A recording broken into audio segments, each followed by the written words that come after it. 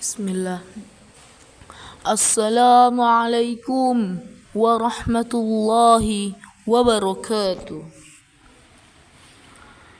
Halo kawan-kawan, kembali lagi dengan saya Ahmad Siroj Mumtaz.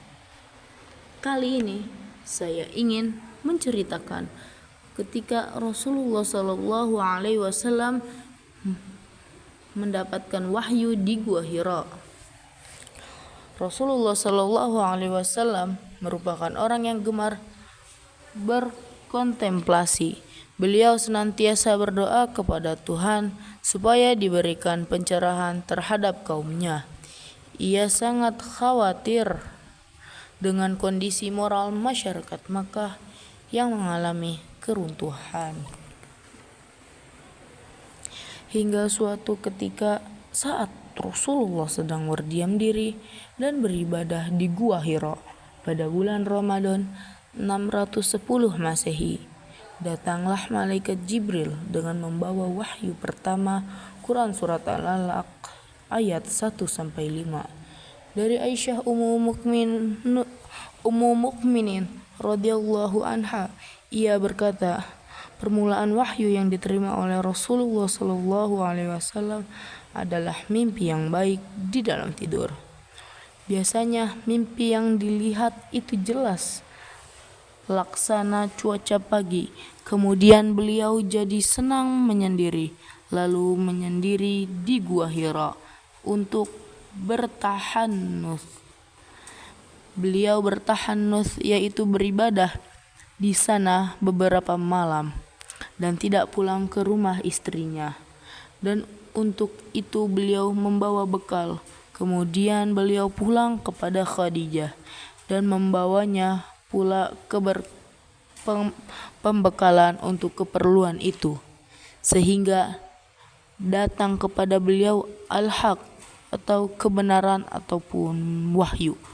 Pada waktu beliau berada di Gua Hira, maka datanglah kepada beliau malaikat dan berkata, "Bacalah." Jawab beliau, "Aku tidak bisa membaca." Nabi bercerita, lalu malaikat itu menarikku dan memeluk erat-erat sehingga aku kepayahan. Kemudian ia melepaskanku dan berkata lagi, "Bacalah." Dan aku menjawab, "Aku tidak bisa membaca."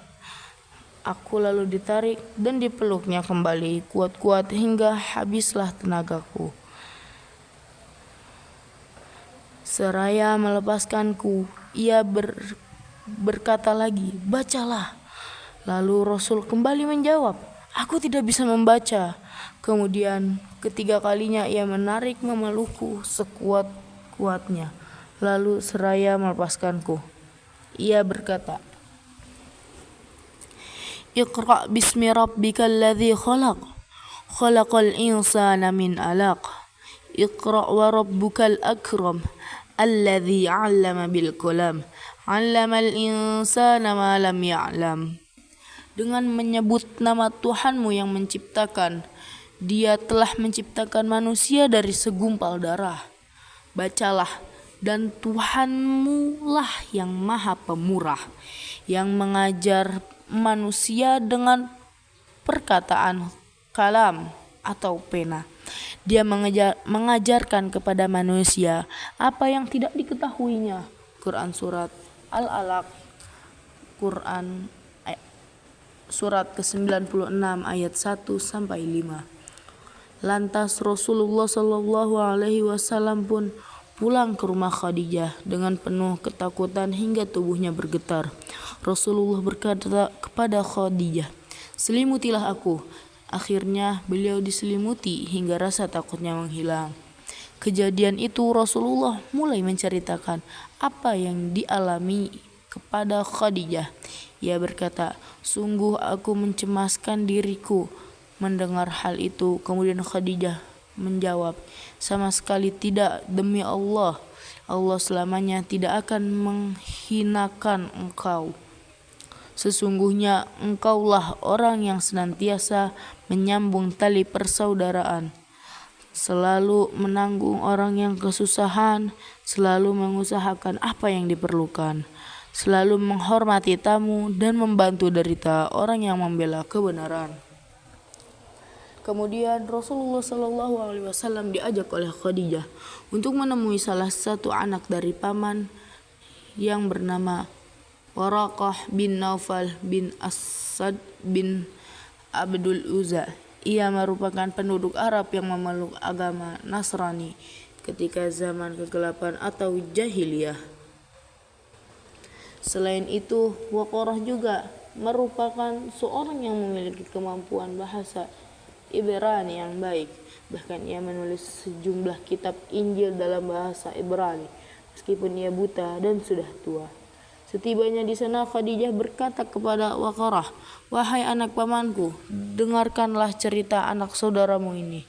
Lantas Waqarah pun berkata kepada Rasulullah Shallallahu Alaihi Wasallam, "Wahai anak saudaraku, apakah yang kau lihat?" Mendengar pertanyaan dari Waqarah, Rasul pun menceritakan mengenai apa yang telah beliau dan alami kala di Gua Hira. Kemudian Waqarah berkata, "Itu Namus atau Jibril yang pernah diutus Allah kepada Nabi Musa. Mudah-mudahan aku masih hidup di saat engkau diusir kaummu." Rasulullah pun bertanya, "Apakah mereka akan mengusirku?" Apakah mereka akan mengusirku? Waqarah menjawab, "Ya, sebab setiap orang yang membawa seperti apa yang engkau bawa pasti dimusuhi orang. Jadi kelak engkau mengalami masa-masa seperti itu, dan jika aku masih hidup, aku pasti akan menolongmu sekuat tenagaku." Tak berselang lama setelah pertemuan itu, Waqarah meninggal dunia. Selanjutnya, Nabi Muhammad SAW menerima wahyu secara berkelanjutan selama kurang lebih 23 tahun sebagai penanda dimulainya peradaban umat manusia, khususnya Islam. Oke guys, mungkin cerita ini hanya bentar yang saya bawakan dikarenakan waktunya sudah habis. Kurang lebihnya mohon maaf. Syukran. Assalamualaikum warahmatullahi wabarakatuh.